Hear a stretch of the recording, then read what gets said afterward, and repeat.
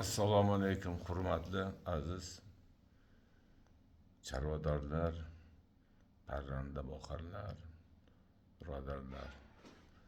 Hozir kasallik tarqalgan juda ham vahima ko'payib ketdi. Odamlar vahima qilishyapti. Hech qanaqa kasallik tarqalgan yo'q.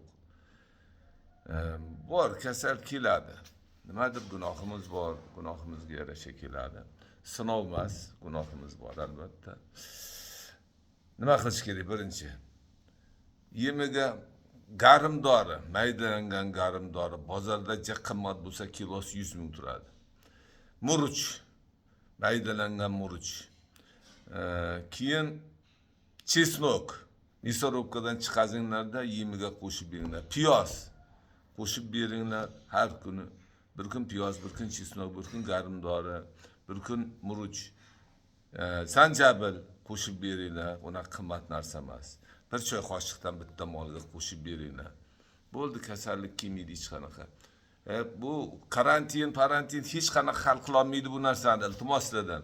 Davlat aralashing, yoping bozorni. Yo'q, yopgan bilan qushlar keladi, mayna keladi, kabutar keladi, chimchiq keladi. Bu fermadan bu fermaga o'tadi. Qushlarni yopib qo'yamiysizlar. O'shaning uchun iltimos sizlardan vahima qilmanglar. Hammasi Alloh bergan narsa bo'ladi. O'zimizga yarasha keladi. Alloh hammamizni chorvamizga baraka bersin. Alloh o'zi asrasin. Amin.